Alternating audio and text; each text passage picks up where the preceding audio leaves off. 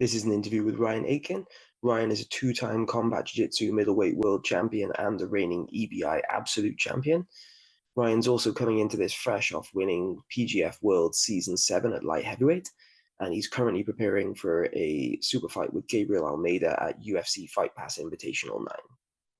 Hey Ryan, I guess one of the main things that people might want to know about you, because from my perspective, you kind of popped out of nowhere around about 2021 when you won the first CJJ World title, the middleweight one.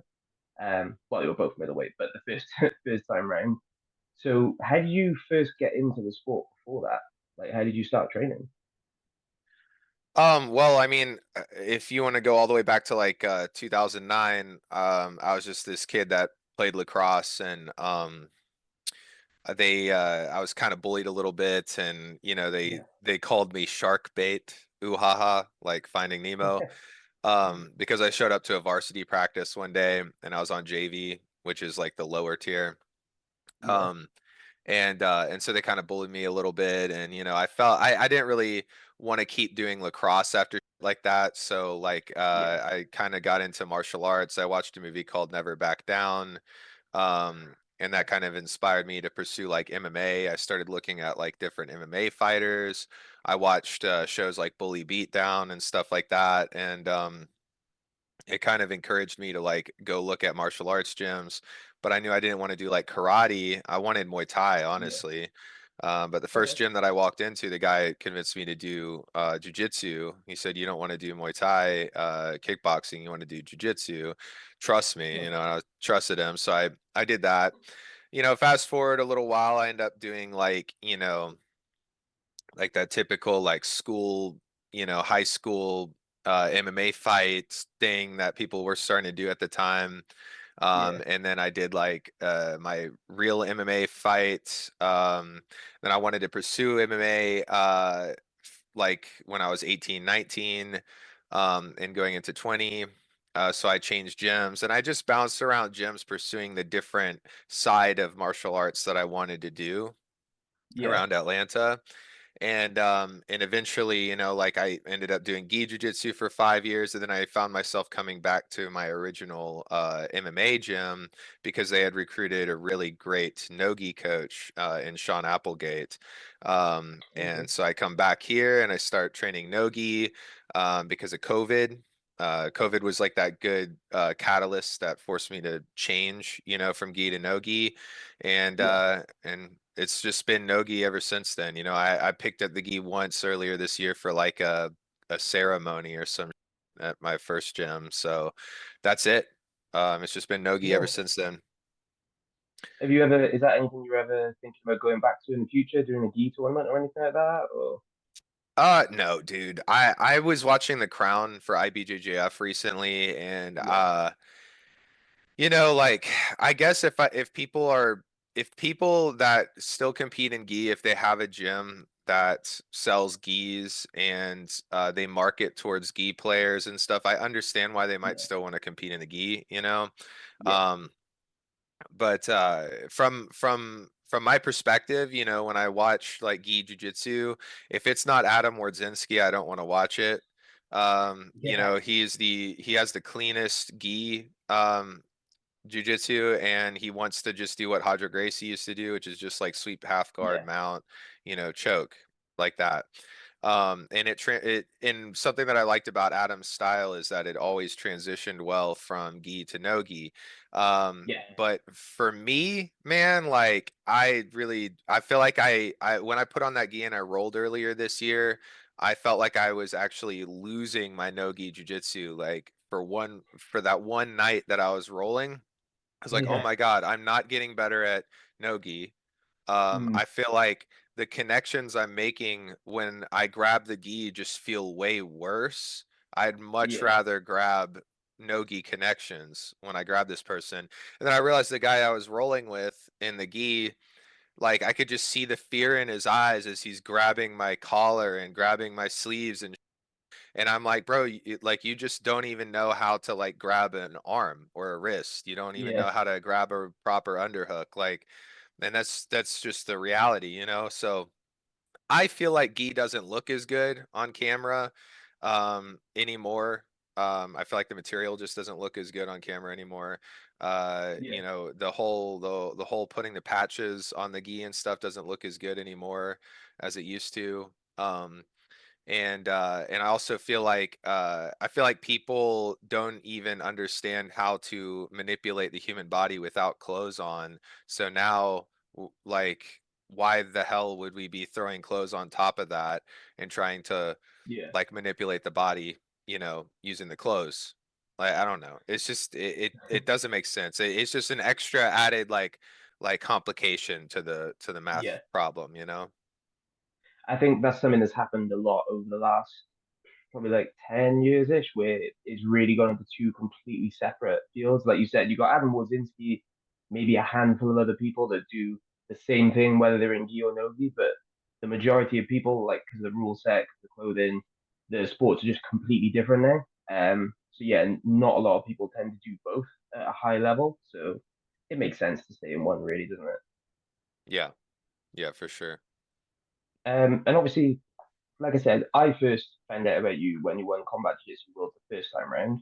But then you came back late last year. It was right at the end, wasn't it? But this time last year, I think, and won it for the second time at middleweight again. Um, I think one thing that I noticed personally watching that and then watching some of your later runs this year is you've gotten really, really good at sort of understanding the EBI rule set and the overtime portion of that, where it looks as though if guys aren't beating you in regulation period, they're not beating you in overtime. Do you know what I mean? Is that something that you spend a lot of time working on yourself? Well, we do OT rounds practically every day, so much so that like God, like honestly, when we get done drilling at training and then Sean hits the button and it's like, all right, guys, OT rounds. We got to do OT rounds before we can even roll. And so guys Yeah, are just coming out the gate like swinging, bro. Like the OT rounds are intense. Everybody's trying to rip each other's head off or bridge as hard as they can and just explode and everything. You're trying to maintain everything, keep your body on them, like keep your body together and not falling apart yeah, during this because you got to get to the rolls too. So we do the OT rounds first. And I think this year what's really started to like click for me is understanding the chest to back connection. I've okay, noticed like other players have like really started to talk about that more, but I really realized that in the OT and even just like when I get on somebody's back in regulation and in some of my ADCC matches, I was struggling to finish the rear naked choke, and then I realized, you know, recently that that was due to having a lacking chest to back connection.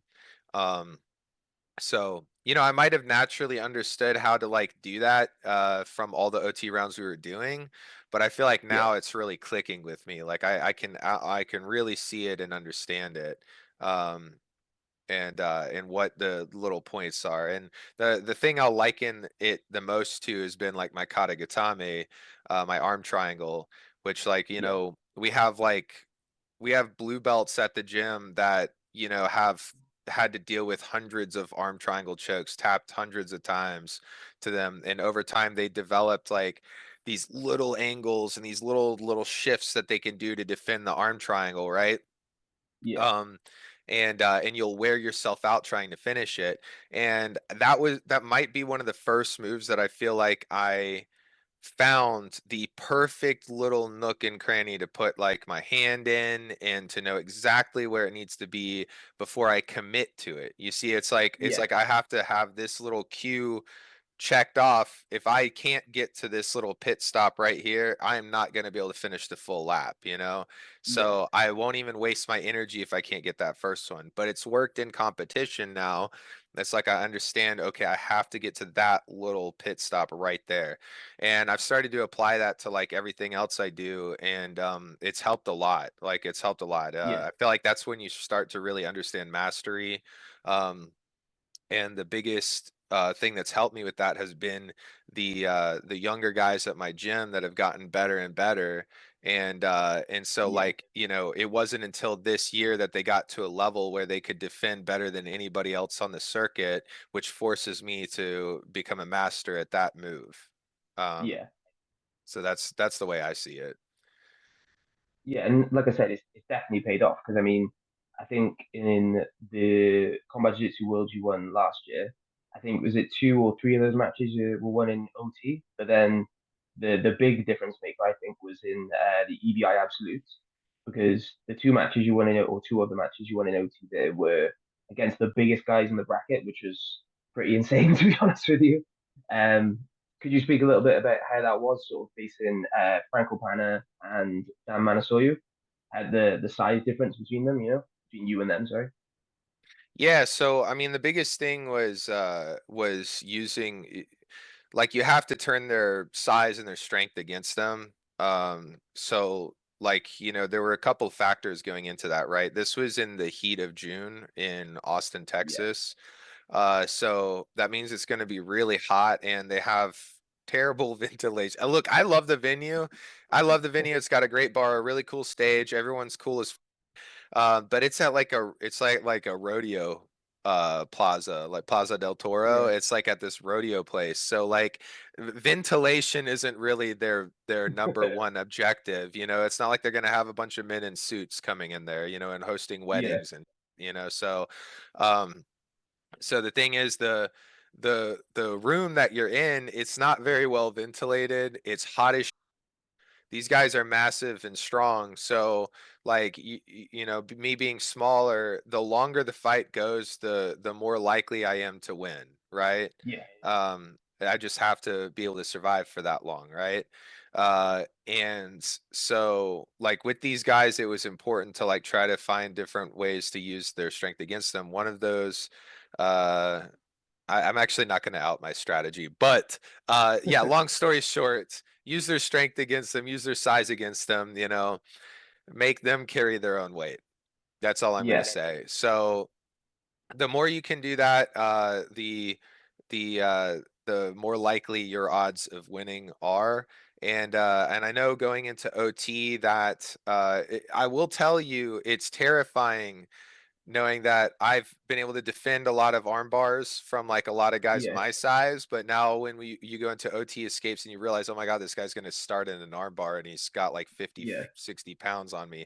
That's terrifying because if your arm does get fully extended, like, I mean, you can turn on your side and let your shoulder like mobility like eat some of that, but I mean, dude, these guys could snap your arm like a twig.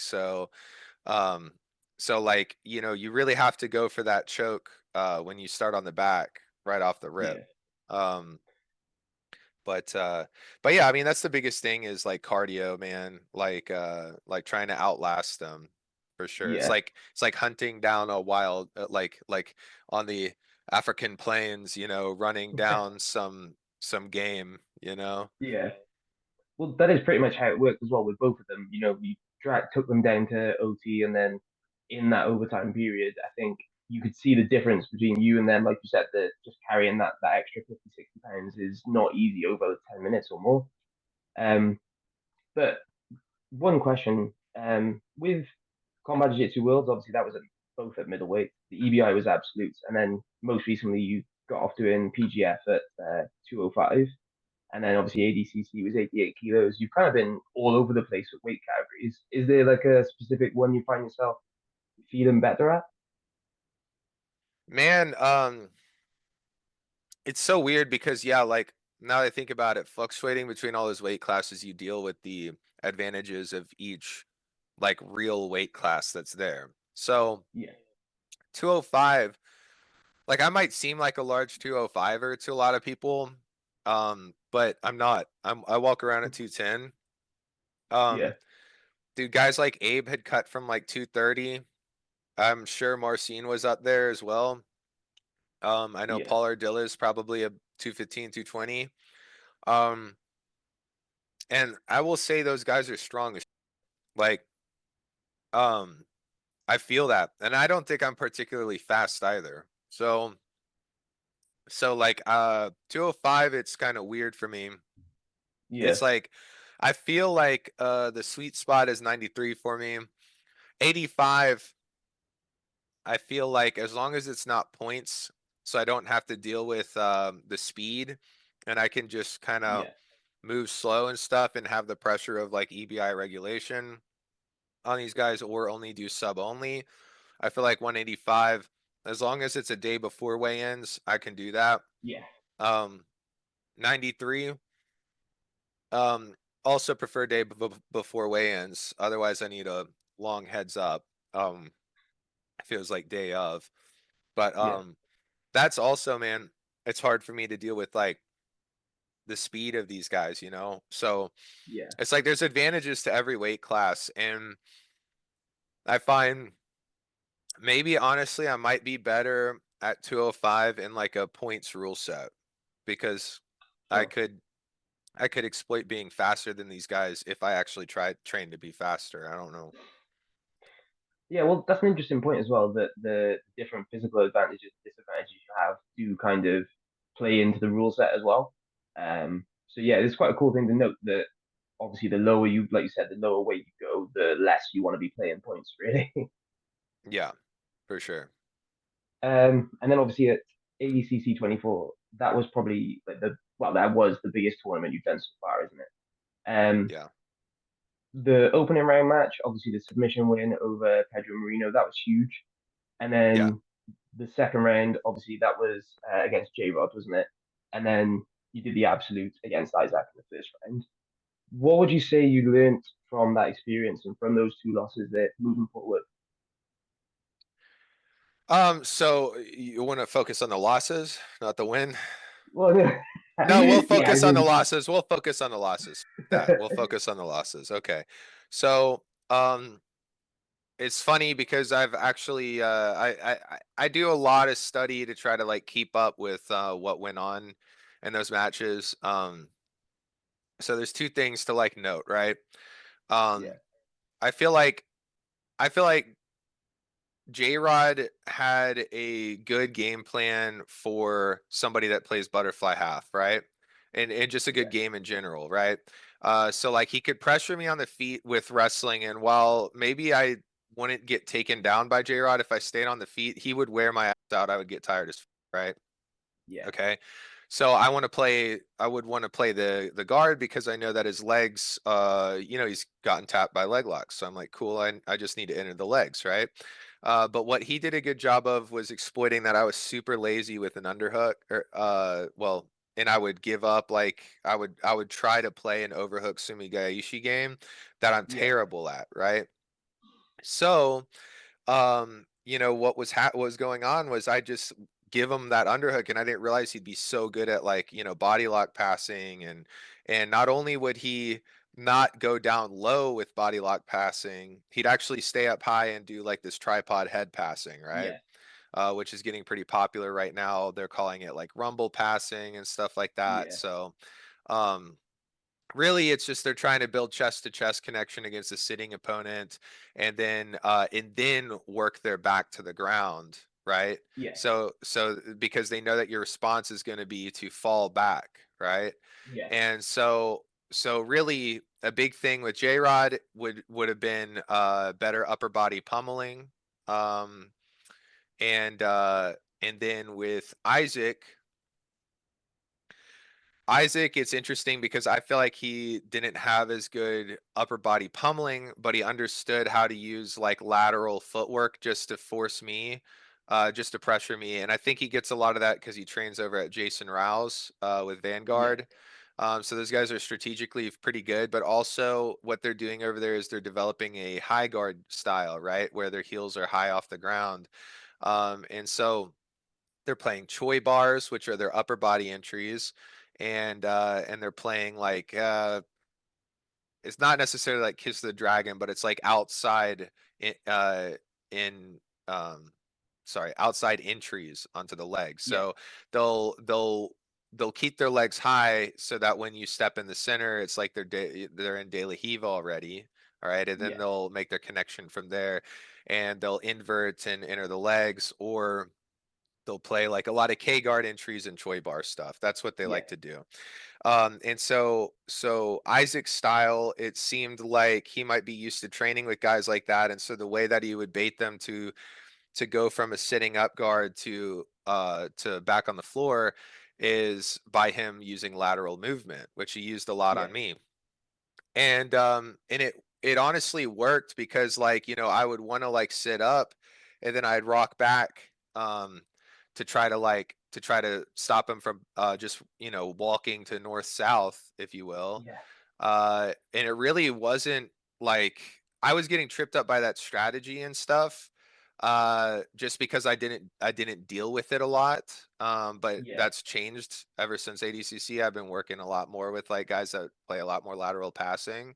But also what I realized was, dude, I stood up and wrestled with that guy, and he's wrestling with like Bo Nickel, and he's Yeah. wrestling with the Penn State guys. So to do that, that was just bad strategy. That was really bad strategy. Why the f would I stand up and wrestle with them, you know? That's another Yeah. thing that sucks about ADCC is like, let's say you end up like getting up to like chase somebody, right? Because you think you might get an angle on them. Well, if you get up to chase somebody for more than 3 seconds, then all of a sudden you're stuck standing with them, you know? So Yeah. now I'm having to wrestle with Isaac, you know? And really like the big offense he got on me was off of his takedown, and I tried to like use a counter sumi against that, and he thwarted that. I believe he got an underhook pretty easily, which was again the same underhook issue I was having with J-Rod, Yeah. and then he just passed my guard and took my back, you know. So it really came down to like between those two guys, I was just giving up the underhook way too easily. Yeah, no, they're both good things to take away because they're both things that, like you said, maybe you haven't been as used to dealing with over the last few years. But if you can add that sort of not defensive, but the counter attacking reactions in as well, then you're much more well rounded, you know, off your back. Um, and then the reason I asked about the losses specifically is because moving on from ADCC, straight after that you went into PGF where you I've literally was actually on. done I've actually done 3 tournaments. I did a quintet, I did the AIGA qualifier. So the Yeah, quintet was the Zapatero one, wasn't 4 it? matches. No, it wasn't Zapatera, it was Enigma. Oh yeah, It was sorry, it like was an Enigma. yeah, Enigma and Midwest finishers and finishers. They all put that together like separate teams, didn't they? Well, then yeah, then there was the AIGA thing, which was Yeah, 3 matches for me. So so that's I'd had like I had maybe like 7 matches, and then I did PGF. yeah, Dude, October was a full month. I will say though, like a lot of the people that I've competed against, you know, excluding like, you know, Chris Wojcik and Paul Ardilla. And I'll even throw Nathan Haddad in there because you know he did make it to the top 16 of the trials yeah, that I did, the last East Coast trials. A lot of people I was competing against in October um, were like a little bit. They were at the level of competing that I feel like I had already moved on surpassed. You from. know, Yeah, um, I feel like Dory On's a good guy for like points tournament, but if it's just submission only and stuff like that, then you know, like like nah, you would have to take like a rank or a level away from him. yeah, You know, when you take him and put him in a different rule set, because he's way better at points tournaments. I mean, he's a brown belt world champion, so yeah, but other than them, bro, like it's like a lot of my matches were kind of just ones that I should be submitting the guy in, you know? yeah. Um, yeah. I mean, regardless though, I mean, even like you said, there were guys on the same sort of level, like Wojcik and Attila and everyone. That if they, even though they did have good performances at PGF, that you literally came out of the gate from day one submitting pretty much everyone you came across. You know. Was that something that you sort of went in with like a different mindset to what you would normally compete in, or is that just the same approach as always, just happening to work better under PGF rules? Man, honestly, it was trial by fire. So the thing was, dude, like I didn't know what it was gonna be like what matchups I was gonna have, what days. Yeah, You got to understand day one, I'm thinking, okay, I'm probably going to have, you know, like 1 hard match and 2 like, you know, chill matches or whatever. yeah, Nobody's going to get injured this week. So I got to just, you know, prepare for the worst, you know, yeah, and stuff like that. Try to be conservative. But then I saw that, oh my God, I have Davis Asari and Chris Wojcik right off the rip. Oh, and Kyle yeah, Bame. So I was just like, dude, this. I'm going to like go try my hardest. I'm going to try to I'm going to try to win, you know, these and get points on the board. I'm not going to be that guy that waits till the later on in the week to get points on the board, you know. Yeah. And it was cool because like a lot of those matches were like big improvements for me. You know, with Kyle Bame, I feel like it was the lateral passing that I was employing from like, you know, people that I've dealt with, like Isaac, you know, for example. Yeah. And then with Wojcik, it was also lateral passing, you know, to like to getting on his back, and then incorporating like a lot of the more chest to back connections that I've been working on. So I mean, like it was all like a big improvement, and I was super ecstatic about my performance on day one. It was very difficult for me to like reel it in and be like, okay, time for Yeah. day two, you know. And then once day two's over, I was like, all right, these are the two toughest days I'm gonna have this week, because I saw how it was set up, and it was like my two toughest days. Like the first two were going to be super tough, and then the next few were going to be like a little bit easier and I could chill. Yeah. It almost felt like such a relief when I got through the second day. But also on the second day I was only able to put up like 3 points. I only tapped Dory, right? But then like Yeah. That was your lowest day, wasn't it?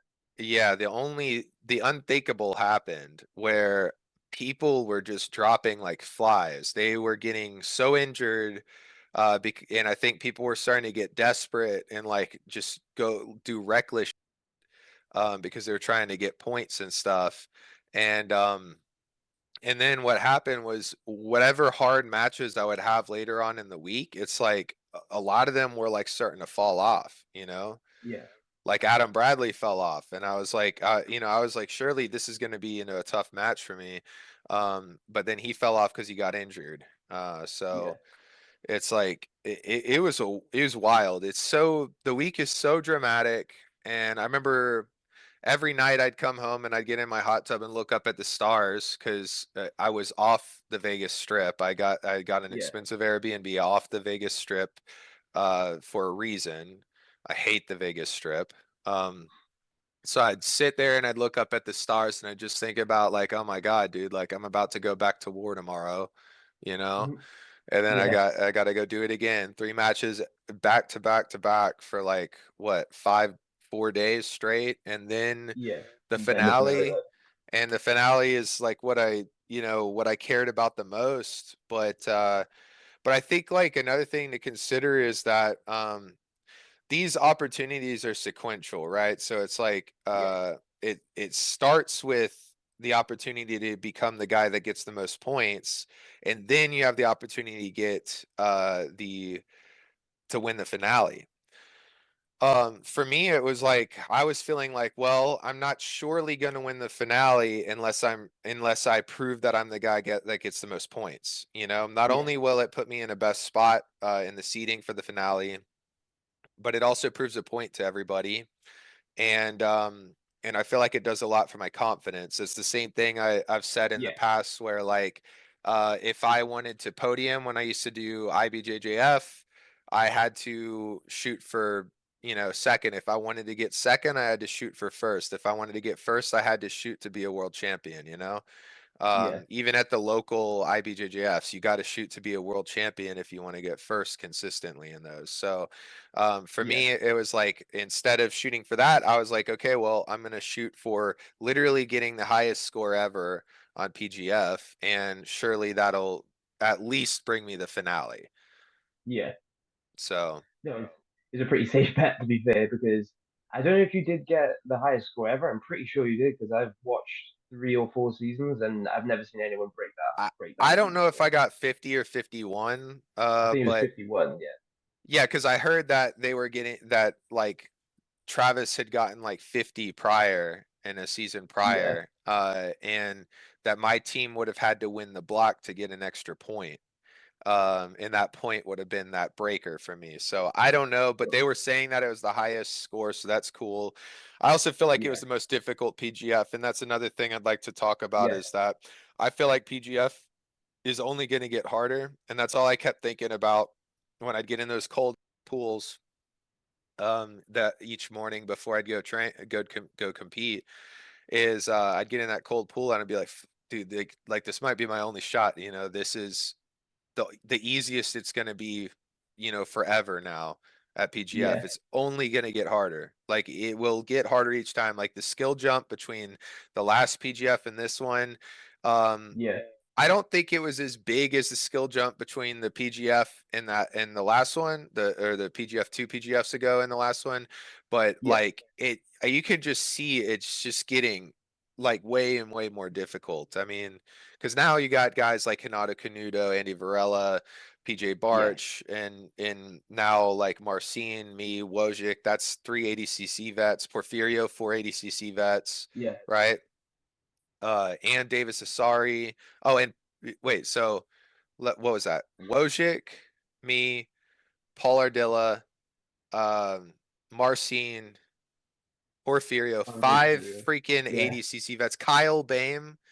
yeah. Uh, And obviously Bradley is was that just it? in CGI as well. Yeah, dude, Adam Bradley did CJI, bro. Like it's just gonna get harder. Like I think the only thing left to do is literally for that to double. So like I would Yeah. not be surprised if the next PGF that doubles and we have like 12 to 15 people that are like ADCC or CJI vets. Well, I think it's crazy to be honest with you. Looking at when I watched the draft, I watched every day, but when I watched the draft, the I didn't know who was coming out as the alternates at the time. I just didn't. For some reason, I researched obviously all the competitors, but alternates, generally speaking, don't tend to play a massive role. But then when they announced the list of the alternates, it's pretty crazy to see someone like it, and he wasn't even supposed to compete from the start. Do you know what I mean? Like that's it's crazy to have that caliber of competitor as your backup rather than the first guy, one of the first guys out there. You know? Well, yeah, we all knew Abe probably should have been like in the draft. Um Yeah, to have him as an alternate is up because it's almost like having a sixth regular season teammate, you know, yeah, like that's not only a good blocker but also a good attacker, right? yeah. So like he was definitely going to be able to put points on the board if he was able to hit every single match. So that was kind of unfair, honestly. Like on the first night when we realized, oh my God, dude, Intrana has Elijah Carlton, Davis Asari, Nathan Haddad, who else? Caleb Crump was their I mean bl blocker, if you will, Yeah. if you want to call it that. He was their blocker for sure. He was gonna have to block points, because he was probably gonna struggle to get some. Who else was on Intrana that I'm missing that was on the green team? Um, Elijah Davis, Nathan Haddad. There was a fourth guy that Oh, Yeah. Porfirio, freaking Porfirio. Like seriously, dude. Like you got Elijah Porfirio, Davis Asari, and then Nathan Haddad and Caleb Crump are going to be their blockers. So you got those three guys to attack, and then Yeah. these two to block, right? Um, that was just yeah, that was looking bleak. And then they did the alternate draft, and they get Abe, and I'm just Yeah. sitting there thinking like, oh my God, we're so. Yeah, it was Um, it did look tough. Like I said, I I don't it was one of those things where just I was watching the draft live, we wrote an article on it, that sort of thing, and I didn't realize that Abe was going to be one of the alternates. And like I said, as soon as he came out, I was like, oh, that's a crazy advantage that like no other team's going to be able to replicate, you know? Um, yeah. but it was good as well because I think personally having like a real one or more real high quality competitor as an alternate really does play with the how the season unfolds, you know, because things can change halfway through for the better rather than for the worse in most cases, you know. Um, but yeah, how was one thing I do want to ask you actually about PGF is I think a lot of people say it's obviously more like a marathon than a sprint because you have so many matches in such a short space of time. But for you personally, most of yours ended in submission, and quite a few of them were within the first minute as well. So, do you still feel that that took quite a toll on your body going through the first 4 days leading into the finale? So none of my submissions were in the first minute. I wish I had one at least, but no, that would have gotten me an elbow genie point. Yeah, I don't think I had a single submission in the first minute. I think what really got it for me was all the rear naked chokes from the back. yeah, And that was always my strategy going into those was, okay, I need to primary goal is to hit the rear naked choke, and if somehow I can't get to the back, then it's a kata gatame. If I can't get either of those because their legs are coming up, then I have to attack the leg, you know. There were a couple matches where I would get panicked that I'm not making it to my primary goal, so I end up falling back on the leg. Um, because that was like I'd rather take 3 points than nothing, you know. yeah, yeah. Uh, can't get too greedy trying to hunt the choke. Yeah. But yeah, did it take much of a toll on your body though in the end? Because like I said, a lot of your matches were a bit shorter than obviously what most people tend to go through in That was PGF. exhausting. That was exhausting. I will say like it's just a different type of sore, man. It's like you have muscle sore, and then you have like spine sore, and then you have like literally your soul and everything is sore, dude, because you've just been you've been giving it your all for an entire week, and each night felt like it was a victory and cool, I get to rest, but then it's, oh wait, no, hold on, reel it back in, we got to go back out tomorrow, so prepare again for tomorrow. Yeah, It's the most stressful week I've had in my life, I think. It was the heaviest, like, dude, it was tough, it was really hard. um I think I gained a lot because of that, though. I feel like it made me a lot stronger, like mentally, and it helped me like yeah, understand more how to adapt to like between matches and how to study yeah, opponents way faster. Um, and it made me more comfortable out there under the lights for sure too. Um, yeah, it made me understand how to like warm up better before matches, and how to get my mind right before matches as well. Um, but the toll that it took, man, like, yeah, when I came home, I needed to rest, but I also know I have this really tough match with Gabriel Almeida on UFC Fight Pass yeah. Invitational. So there was no rest. I might have taken like one day off. And then it was like, No, I came back and I didn't go right into like rolling super hard or anything, but I definitely went back into like, okay, gotta rep, my mind can't really rest until this yeah, match. And that's fine because like I kind of when I came home, my girlfriend got a little mad at me because like I looked at her and I'm like, I want to go back, you know and the thing is, like, the whole point of coming home is to finally, like, rest and be embraced by your loved ones. But, you know, something about the gameness of the PGF and like the purpose that it gives you when you're competing and stuff, it's surreal, man. It's kind yeah, of it's like that post-trip depression when you realize that you know, you might not get another moment like this. You're going to strive for it, right? But, who yeah. knows? Who knows? You never know if you're going to get this again. And that's why I'm glad I made the most of it. I would say as well, the PGF performance in the finale that sort of loops back to what we were talking about earlier about the EBI overtime understanding because you really nailed that with the final two matches, Yeah. both of them. I think your escapes were within like seconds both times, each time round. You know what I mean? So you put yourself in like such a comfortable position in both of those EBO overtimes. I think where because you hit such quick escapes, the pressure's just not off you, obviously, but all the pressure's on them, isn't it? Then do you know what I mean? After the first quick escape, they've really got to put some time on the board or get the finish as soon as they can. To I think it helps you win that mental battle. Yeah. So, with the strategy with EBIOT, it's to like try to get the most time on the board right off the rip. But funny Yeah. enough, I feel like I had the best like the best performance was at EBI Absolute, where I don't know if that was the case with Franco Pana, but I know with Big Dan, he went first. Yeah. And then I go and then I hit a choke, like it's like, and then it's all over. I didn't think it was all going to be over right there. I thought I was going to have to, I was ready to do like another round. Yeah.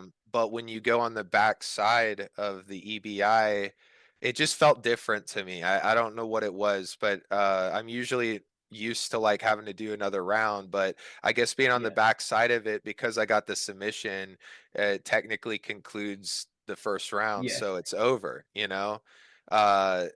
that was, I think that's the thing is I've noticed all my most grueling overtime rounds, I actually end up going first. It's weird. Yeah. It's Yeah. probably, like I said, it's probably that mental aspect where if you're going first, like you said, the strategy is to put the most time on the board and give yourself a comfortable lead. Whereas if you're going second, you're kind of fighting against that, then, aren't you? That might Um, be it. I mean, or it's like yeah, I mean, like, I don't know. I don't know. It might depend on who I go against too, like how well they're yeah, defending. If I can get the submission. I feel like if I'm the second to go, then if they can defend the submission, then I'm trying to get as much time as I can. But see, it's like if they can't defend the submission, it's not as important to me to shoot that submission if I go first. You see what I'm saying? If I yeah, go second, then it feels more important for me. Like I can do it. I can risk it. yeah, But if I go first, it's like, yeah, I'm more focused on putting as many points on the board, even if I see their neck for a little bit, you know. yeah. So I don't know. It's weird. It's weird. Um, That is pretty much a good insight into like the tactical approach that comes with the EBI rules, though, because obviously every rule set changes your tactics, obviously, but EBIOT is kind of its own thing where it's a really unique like deciding factor. Like points player over the course of the match, submission only is a marathon, but then EBI is kind of like a regular match, and then at the end a small game. Do you know what I mean? Where you have to yeah, sort of like strategize within that rather than the whole match. Which yeah, I think it's quite a cool insight into how that works. yeah. Um, and you mentioned earlier, obviously, the Gabriel Almeida match you got coming up at UFC Fight Pass Invitational. That's December the 5th, is it? Yeah, December 5th. It's on a Thursday. Yeah. Um, Not a Friday or Saturday. This one's on a Thursday. And Yeah. I got to get there on Monday. Was that for the weigh-ins, is it? Or... No idea. No idea. I assume the weigh-ins are on Wednesday. Yeah. Maybe I have to do media on Tuesday. I don't know. But needless to say, the by the end of this next event, I would have spent cumulatively like 3 weeks in Vegas this year. It's horrible, bro. I hate Vegas so much, dude. I'm just being honest. Like it's horrible. I do not like the strip, bro. Like I almost got in a Yeah. fight on the strip because this guy would not like this guy they got these guys that hand out the cards, right? Okay. Yeah. And they'll have masks on too, so it's like they don't care how they look or how they make you feel. They're just Yeah. trying to hand their cards out. It's very aggressive, right? And they've also probably assumed that everybody walking on the strip is just drunk and a tourist. Yeah, of um course. but like, bro, like, I'm walking with my girl and this guy is just like trying to like pass out to people in front of us. And we try to like, he turns and looks at us and we try to like go around him. And he literally steps in front of me and shoves a card in my chest like this. And I was like, dude, get out of the way, bro. Yeah. Like you're blocking the freaking sidewalk. And this guy literally followed me into a Target, bro, and tried to like start with me. And I just dude, I just wanted to get where there were cameras so that if I Yeah. had to fight this guy, like there were cameras to show that he literally followed me in here and Yeah. was like trying to fight me, you know. It was just so dumb. But yeah, that's like reason number 823 why I hate Vegas, bro. It's like that, dude. Yeah. Yeah. But obviously you're going there for a good reason, though, I guess. 'Cause it's a pretty big match against Almeida. You know, he's another, like you were saying about the levels of competitor. He's another person on that level where he's, I think he won ADCC trials this year, or sorry, no, that would have been this year, wouldn't it? I think yeah, it might have been in the past as well. I can't remember now. But he is that level, though, isn't he? You know what I mean? He's been a veteran. He's been around for like 5, 6 years now at the highest level, really. Yeah, man, I remember he was like a one belt over me when I was a purple belt. He was a brown belt, and he was competing in the IBJJFs here in Atlanta and just wreaking Yeah. havoc, you know. And I remember watching that and thinking like, well, you know, one day I gotta stand up for my city, you know. Can't have that. So, you know, this is gonna be that opportunity for me to get mine in. So Without going sort of, I know you mentioned earlier you don't really want to give away like your tactics and that sort of thing, but is there anything that you're looking at specifically for this match? Anything you've been working on, or anything that you're sort of seeing in what Almeida does that you might be able to take advantage of?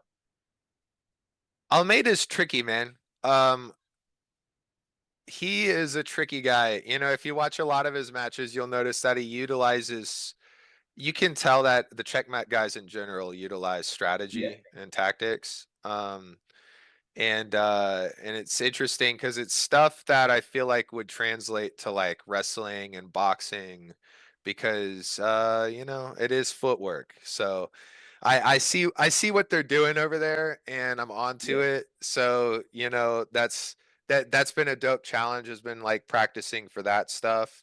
But that's, you know, it's just another trick, you know. It's not he's a good jujitsu fighter. I watched his last match. He got into all these deep scrambles even though he probably didn't need to. Um yeah, because he was definitely better than the last guy he fought on UFC. And you know, he showcased that he had good defense, he had good like flow and reversals and stuff like that. yeah, So I admire that. And then also he definitely has heart and grit. I watched his match against Pedro Marino at the ADCC trials in yeah, Brazil, and that was a freaking dog fight, dude. Like in the last like 2 minutes or so I of the regulation, maybe last minute, uh Pedro Marino just like fell back on like an ankle lock and you can tell that hurt. Uh yeah, that I don't think he got out of there unscathed. And because he like tried to wrestle up and he even like stumbled a little bit on his way up, you know? And I was like, oh, you know, is he injured, you know? But he went through with the overtime against Pedro Marino and like tried to wrestle him too. So, I mean, he's used to these battles, bro. They had his whole head yeah, taped and like that. Like he's not going to be put away easy. I know that for sure. yeah. So, I'm prepared for the worst with Gabriel. Nice. And is that your last match of the year? I'm guessing, is it? Absolutely. Yeah, you did it some Absolutely. time off. You'd have to pay me some good money to come do another match this year, bro. I am ready after God damn. So I competed in August and then I think, dude, you have to understand, I did EBI Absolute, okay? I didn't know what was going on, and then all of a sudden I get, you know, I'm gonna do the ADCC. Yeah, I go do the ADCC, and then I have like a month to rest before boom, I'm right back into the pit the first week of October, and then AIGA, and then the PGF, and now this, bro. Like, dude, like, come on, give Daddy a rest. yeah. Do you have any plans for next year though, or is there anything that you're sort of? I know obviously you wouldn't be able to say if you've got anything in negotiations, but is there I've been anything you've reached got your out. eye I've on? been reached out for like a ADCC finals format like rules match, but it's in Yeah, a pit. Uh cool. so I don't know how that works, like ADCC rules in a pit, you know, like with the walls and stuff. Like Yeah, I mean, So do you get like initiations if their back touches the wall? Like I don't know. Like they Yeah, like they're like it's kind of a new thing. So I've been reached out to for that, but that would be later on into like spring. Not really anything so far. I maybe I'll try to get on that Who's Number One card. That'd be sick. But yeah, we'll see. We'll see. I don't really have any plans yet. There's a lot of stuff I want to work on. yeah, That obviously I wasn't doing too well at ADCC. And recently things that I was kind of messing up as well. So yeah, I got a couple things I want to work on. And that takes time off of competition. Also, dude, yeah, I got all these sick lights and the sick setup, like a studio setup to like teach jujitsu out of now, like in film content and stuff. And I need nice, time to start scripting like techniques and stuff to do for that. So yeah, it's hard to like want to focus on that when I need to be doing film study and preparing like training super hard for these opponents as well. But I'm ready to make jujitsu my career, so it's nice. I need some time to do that stuff as well. Yeah, of course. Is there any particular matches or maybe rematches as well that you would want in the next year? I mean, I got to get my get backs. I got to get my get back on J Rod. I got to get my get back on Isaac. I got to give Pedro his get back opportunity. Um, I believe in that. I'm not the type to just like get his chips and walk away from the table. Yeah, We all sat down here to gamble.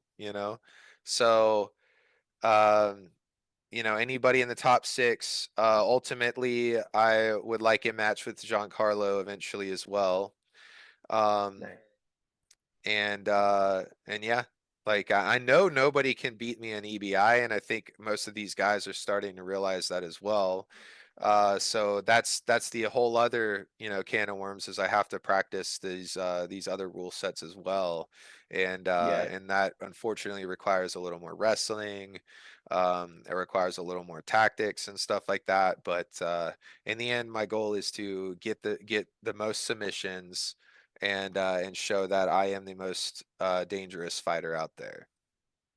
nice. Yeah. That's pretty much everything that I wanted to go through with you or anything I wanted to ask you. But is there anyone that you want to sort of like give thanks to or anything you want to mention coming up soon, like seminars, anything like that? Well, I got my two sponsors. I got Assassins Apparel and Grapple Science right here. Grapple Science has been something that's helped me like increase my focus a lot. Like with Yeah, jujitsu, I took it before I hopped on this podcast. I would not hop on a podcast and speak without taking my Grapple Science because I have severe ADHD.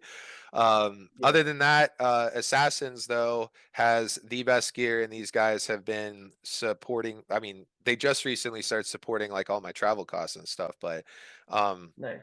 they've been giving me hooking me up with gear for a minute now, and I've always liked it. I always liked wearing it because I like what it stands for. To be an Yeah, assassin, to be a weapon. Not yeah, just to win by points. So yeah, that's sick to me. So I love these guys, and they're the guys that are making this work for me, and I'm hoping to pick up some more sponsors, and you're gonna see the fruits of my labor when you see this sick studio that I've built out, and some of the awesome techniques I'm gonna be having come out of there. So nice, thanks for nice. having me on here, bro. No worries at all, man. It's been a pleasure. Thanks very much for your time and take it easy. All right, take care, bro. Cheers. Peace. Ta-ra,